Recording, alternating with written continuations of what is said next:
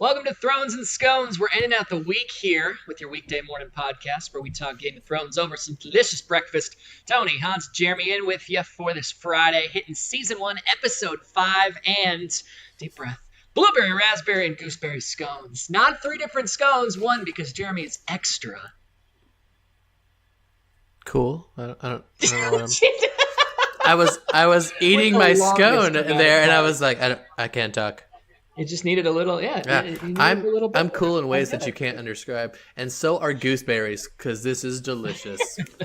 I'm not sure. What is a gooseberry? I don't think I've ever had a gooseberry. Well, if you look up the lore of a gooseberry, it's when a goose's mother dies, and that goose sacrifices his eye and produces an egg. And when that egg then it hatches, it grows berries from its balls. And so what they do then is they massage those, and then they create fruit. It's pretty typical. Okay. Duh. Yeah. I was under the assumption of a gooseberry was when a mama goose loves a daddy goose. The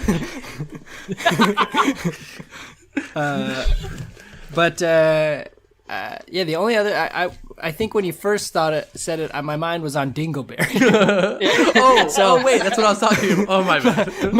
my first thought on the scone was that it didn't sound too appetizing to me, to be honest. But now it's better. Now that I know it's something to do with goose balls or something. It's much better. Fruit. The scones have their place, and we will put them in it in a moment here. But let's hit the thrones first, since numerically it does come first. It's episode 5, The Wolf and the Lion. We're halfway through season 1. What are you guys thinking? You loving it? Yeah, the war, right? It's coming. We're already now getting an idea of some lines being drawn. Robert he's itching for a fight. He talks about that a lot, and what that means for the rest of his kingdom, and obviously the situation that puts Ned in. Daenerys gets now that her brother is a useless piece of shit, like we've all suspected, and is not going to be fit for ruling. And so, what does that mean for her? And then we get, the battle or the tournament, which was super impressive. Yeah. What a solid ep. Yeah. It's really a good episode. It's probably my favorite one so far. Yes, totally. Just with everything that's happening, everything that they set up, and yet the things that keep happening and keep it moving forward are really cool. With Robert, I remember disliking the character of Robert Baratheon. And yeah, he's supposed to be Ophi, and he's supposed to just kind of be this counterpoint to Ned. And he's still a terrible king, but I do like him more than I remember. Yeah, and I think you can see this episode. Obviously, he's a drunk at this point, right? I mean, he's kind of like a king to my own heart. If you don't see him with a drink in his hand, it's because he's pouring a drink. But he carries a lot of sadness and a lot of guilt. I think he wants to be a good king. I think he's just lost his way. I agree with that. Yeah, he's got that beautiful. Really, it's probably one of the most profound moments he has in the entire show, where he delivers this riveting speech, which I believe is short and sweet and titled, "Get on with the damn tourney before I piss me something." Yeah, that was beautiful, poetic, yeah, right? Really good. But what'd you think of the tournament? Oh, it was great. Yeah, I liked it a lot. I think, because we got a little taste of it in the last episode. Right. But I think this episode was just sweet, right? I mean, the Mountain is a behemoth coming in there. So like the Hound Gregor fight was sweet. So it's so good. Those two characters I like all the way through the seasons. The dynamic between the two is good. So I thought that seeing that first fight was very satisfying. And it shows, because their direct interactions from this point on are either super limited or non-existent. And this is really showing that the tensions boiling over between them are already at such a high point that when they come to blows the next time, it's going to be crazy. It's going to be blood, right? That's nice. Oh, yeah. No, it's and we're talking crazier than decapitating a horse. Yeah. Don't get me started. Don't even get me started. The character development in this episode is good. Jeremy talked about it last episode yesterday, I believe. Bran becomes one of my favorite characters. Yes. I know not a lot of people like that. I think some people think that he's kind of a weak character. I love Bran. not right now. Bran, I think, Hans, you might have eloquently phrased it as, is just a little bitch right now. Yeah. He's hard to like at the moment. Yeah, he's which, granted, dude just lost his legs. So I mean, Yeah, he's and his mom. Yeah, and his mom. He's got reason to be upset, but His mom's not dead, but he's yeah. kind of just being a little dick for the most part right now. I'm not. So I'm not. It's interesting. I don't ever really become a big Bran fan. Oh, And I don't really know why. Might still have to just do with that frickin' haircut. I don't know. Maybe I can't. I just can't look past it. I don't know. I can't hate you for it.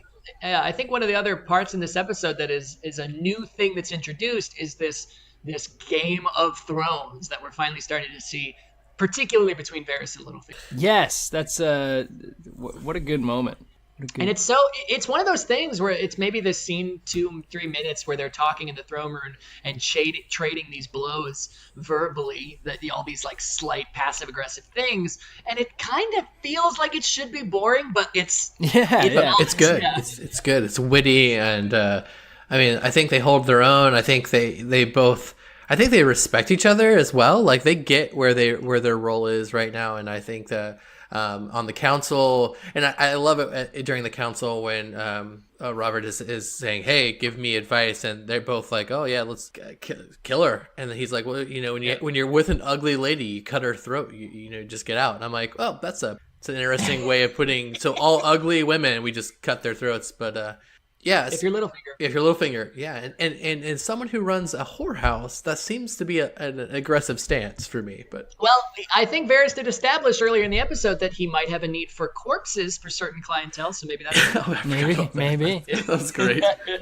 Amputees and corpses, what a business. We talked about it yesterday, how Ned is out of his element, and you can kind of see that conflict within him, which is kind of cool. But this episode did have a bit of a moment, which I marked initially as my least favorite of the episode. I've since changed it. But he trades threats with Cersei in the previous episode.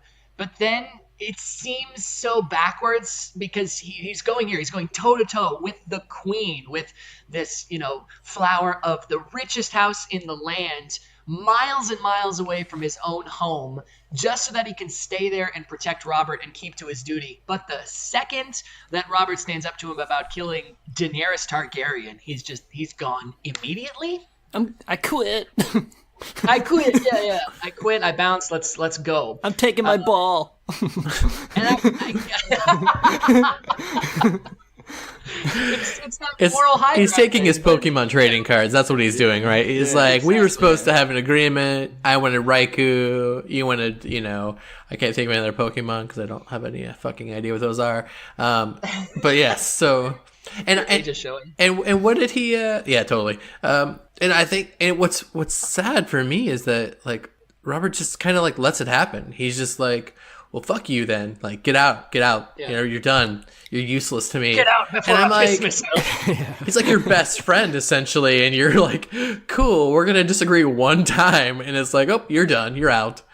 I think that's just the character. I think that's just the character of Robert Baratheon, right? He's very driven by his emotions, right? He's quick to judgment, and then he goes back on himself and like reassesses and stuff. And that's where we get those moments where it's like, oh wait, he's he actually is trying to be a good guy deep down. But, when he's drinking or in the moment, in the heat of the moment, the guy's, just an animal, right? I mean, I think that's kind of how we want to see, or how they want us to see him and how he kind of plays off. Because, like Tony, like you were saying, I think there's some really good moments, and which I forgot, too, coming back to these episodes where, I'm watching, I'm like, I remember not liking this guy or remember him just being kind of a goof, or an oaf. And I'm finding myself actually really liking Robert Baratheon this watch through, but yeah, he just acts on sheer emotions most of the time. Yeah, And it might be because he is a terrible king, but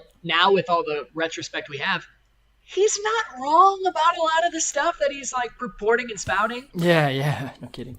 Yeah, well, let's before we get too far, let's go ahead and hit some high points and low points. Tony, why don't you start us off? What was some good? What was some bad? So yeah, initially I said that Ned's kind of moral quandary was my least favorite part. I've changed that because this has just been bugging me so much. There's this scene to kind of preview the good, the bad, and the Jugglies. We get some man action in multiple ways in this episode. Hashtag equality. And sure. there is that scene between Renly Baratheon and Loras Tyrell, the Knight of Flowers, where they're shaving and then fellatiating, and it's a beautiful scene of true romance and true love. But they start getting it on as Renly has one shaved armpit. That's so funny. That was gonna be my point as well. It's got to be such a. I don't know if you guys have ever shaved your armpits before. I did once out of curiosity. It is not a comfortable feeling, and I cannot imagine being so asymmetrical with it. Oh, well, you always shave the right arm because that's where you cuddle, right? You cuddle with this arm. I guess. It's not all this area. It's just so backwards. Yeah, the quivering lip is pretty intense. Pretty intense. It is. Yeah. It's very pouty. The best part of the episode, I think, is uncontested. It's the variant. It's Jaime and Ned Stark, toe-to-toe in the streets, fighting outside the brothel. It's Jory getting that dagger to the eye. And, oh, God, it's so brutal. It's so good. It really starts to take that tone of, okay, this show is going to be brutal to the characters that you know and love, not just to people in the background. Yeah, no, I couldn't agree more. Those are actually my identical best and worst, even down to the single armpit. How awkward that must have been. But Jeremy, anyway. what about you? Yeah, so I have I agree with some of that. So interestingly, in the Jaime and Ned part, I find it interesting that he asked Jory, he's like, "Bring me your best two swordsmen, because I'm gonna want them to be there to protect me." In 2 seconds, they get speared through the chest, and it's like, boom. Solid guys. You guys train well. You just stand there and take it like champs. Also great that earlier in the episode, Arya's like, "How many guards does my father have?" And Jory's like, 50. And then Ned's like, "Bring me 2 men." Yeah. And then I'd say probably the part I found enjoyable, we haven't talked about it really at all, but so with Tyrion now, we know he is on his way to the Vale, and I think one of the they end up in that scuff with the wild people, or whatever, the Hillmen, I think is what it's called. The Hill Tribes. Yeah, Hill Tribes. And I love that he gets a kill, and he's like, "It's my first." And the guy's like, "Oh yeah, no, now you get a lady."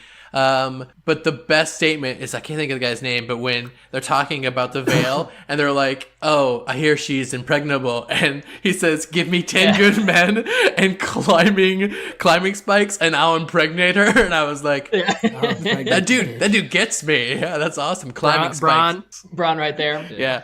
A fan favorite, I think. Yeah. I like Bronn a lot. Yeah, and he's a badass, by the way. So it was I really enjoyed that part. I actually enjoyed that entire scene, even when they get to the Vale and meet Lysa, who is a straight up bitch immediately, which is great, but we're going to talk a little bit more of that.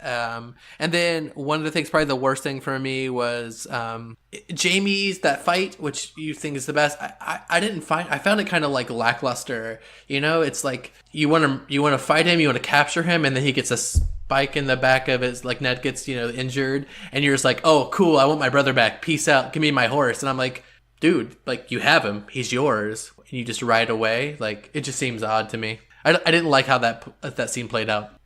I don't really like you. Yeah, I get that. I mean, what a stark contrast. No pun intended. From our last episode, though, right? So we're kind of a slow episode on episode 4. Episode 5, we have the Hound and Gregor Clegane fight, which could, that whole kind of that whole sequence could have really been the pinnacle of the episode, I think, like, from an action standpoint. But not only that, then we get Tyrion just face stomping with a shield in the episode. Fight scene there, which was a good fight scene. A lot of good killing in that one too. And then not only that, then we also at the end get the Jaime and Ned fight too. So I think really making up for episode 4 in the action department. We know the good, we know the bad. Let's hit the jugglies, ladies and gentlemen. As I said, this is a pinnacle episode because some things to juggle, not just the boobs this time. We see a little Renly Baratheon booty, and we also get our first penis of the series in the form of Theon Greyjoy. Thoughts? Do we need to have thoughts? Thoughts on the penis, anyone? Anyone care to comment on Theon's penis? Well groomed. It's good. Yeah, he's got the decent grooming going on. It's supportive. So it was. I don't know. I understand from a cinematic perspective, but the dude was just in the midst of intercourse, correct? But he's 100% flaccid. He's a quick release. He's a quick release. Okay. I don't know, and to each his own, I guess. But oh god, that was good. And then the final one, as Jeremy touched on a little bit earlier, we get just half, but still some juggly action from Lysa Arryn. Just an amazing. So is that a real boob or is that a fake boob? It's just the nursing mother, right? But is that a fake boob? I'm assuming. They're not, yeah, it's a fake. It's got to be because there's a 5-year-old. Okay, I just wanted to make sure.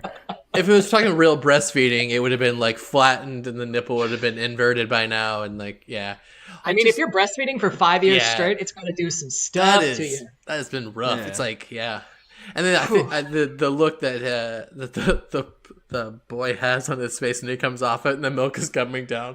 It's like, can I have a cookie, Mom? That's so funny. What a little creep. Terrible. Oh, well, we've hopefully thoroughly made everybody lose their appetite. So on that note, Jeremy, you've got the scone for today. Blueberry, raspberry, gooseberry. You're making me say too much. Where's it from? It's from the Emporium, which great little coffee shop here near Dayton, and it's delicious. I can't complain. I would encourage everyone to have gooseberries. I'm so sorry, Jeremy. We're all out of time for the scones portion of today, but thank you so much for your input. If you want to hit up our social media, you can find us at Thrones and Scones. We got a Facebook, we got a Twitter, we got an Instagram, even though we don't know what to do with any of them. Keep up with us at thronesandscones.com for all the episodes. We'll catch you, of course, on Monday, ending out the first week here. We'll hit Season 1, Episode 6. And always remember to keep this in the very back of your hearts and minds. You're down with JOT! Yeah, you know me. Hans, your topic? Oh, shit! No, it's okay. We forgot your I was like going to say something. I was like, you need to speak up. I was going, you're so good at hosting. You're so good at transitions, we don't want to interrupt you. Yeah, I don't want to interrupt. And you got to do it. And I thought the episode was good enough without it. My topic wasn't anything major. Well, it was just we can just wrap it up real quick right here, actually. So my topic was fight scene. Jaime and Ned. Without the spear in the leg, who's winning? This is the first episode where I actually stayed and watched the After the Thrones thing, where the directors are commenting, and they make that point to be like, you don't know who's going to win here in this moment. It's implied throughout the rest of the show that Jaime's like one of the greatest swordsmen. Yep. And Ned is supposed to be a good warrior, but I don't know if he's on that level. Ned's got the emotional advantage. I don't see him walking away from that scenario. So, I mean, just because there's 20 guards around. So I think that inevitably in any way he loses that fight. Yeah. Were you surprised to see Jory go down so quickly? Oh, it was... Well, I didn't even realize the foreshadowing or the foreplay, as I think it's become. It's foreplay. In episode 4, him and Jaime are having that conversation outside of Robert's room. He's like, he says, "Oh, that's the battle you got your scar in," and they're like, "Oh yeah, a guy almost took my eye," and I was like, "Oh." Jaime's like, "Well, I'm gonna get it," and he's like, "What did you say?" He's like, "Oh no, nothing. I'm gonna get it." And I don't care how quickly it happens and how unexpected. If you get a dagger through your eye that goes out the back of your head, you're not going to sit around and look constipated for 4.5 seconds. Like, he's like, dead, you're done. Well, this is awkward. Yeah. Jeremy, what do you think? So there was one part in there where Ned and him cross swords, and I think Jaime is like, holy, what? I said giggity. You get it. Giggity. Yeah. Jamie just sits there and is like, "Oh my god, like you're actually keeping up with me. This was supposed to go quickly, and yet here you are. You're pushing back against me, and this could go bad." And I think that's when they get pushed apart, and that's when the guy puts the spear through the leg, and it's like, "Oh, well, fuck. Well, I could have lost this," and I think that's why he rides off like a little bitch. Yeah. But yeah, no. That's a good point. That's. It was cool. It was a cool scene. I thought, again, the whole two swordsmen coming with and just like taking it into the chest in the first 10 seconds, or not even that. It was kind of disappointing for me. But Yeah, I think I agree. I think Jamie would win that fight, right? I mean, we're made to believe that Jamie, like you said, is in all the kingdoms is one of the best sword fighters that there is. So I mean, I think you would have to give the edge to him. I do like at the end of the scene where Jamie he punches the guard, right? Because he wanted to fight him, right? I mean, he wanted the challenge of fighting him, and I think that like Jeremy's point was good, where Jamie realizes into the fight that this is the real deal, right? This wasn't just gonna be a quick capture and go kind of thing. Yeah. Mm-hmm. And but I do want to make note of the point, also a little foreshadowing, probably for this moment as well, where and forgive me, I can't remember this guy's name. The older guy, who's also supposedly one of the best fighters ever. Barristan Selmy. Yes. Mm-hmm. He has a conversation with Ned, and Ned talks about where we find out he's really the best fighter, and then that guy says, "Oh, I've seen you fight, Ned. I think you undersell yourself," or something, and basically saying that Ned is from the best fighter in all the realms. Basically, this guy tells Ned he's the real deal, and then we get to him fighting Jamie. So I think it would have been obviously interesting to play out, but a little soon for any major character deaths like that, I'm sure. It's the moment too. It's I think the second one in the series when they really start to sneak in that moral compass with Jamie, where he's not on Cersei's level. He is this Lannister. He has done these terrible things, and he will continue to do those. But he's got this kind of backbone that, if left unchecked, will right him in the opposite direction. Right. Yeah, right. Yeah, I agree. Yeah, it was cool. It was good. It was a good episode. Like I said, we get a lot to it. We saw a dragon skull in this episode too. Yeah, we didn't talk about that, about the whole spy section with Arya as well, who was chasing a cat because, again, cats are how you become a great swordsperson. Obviously. Yeah. It is known. It is well known. The trouble you get in chasing puss, let me tell you.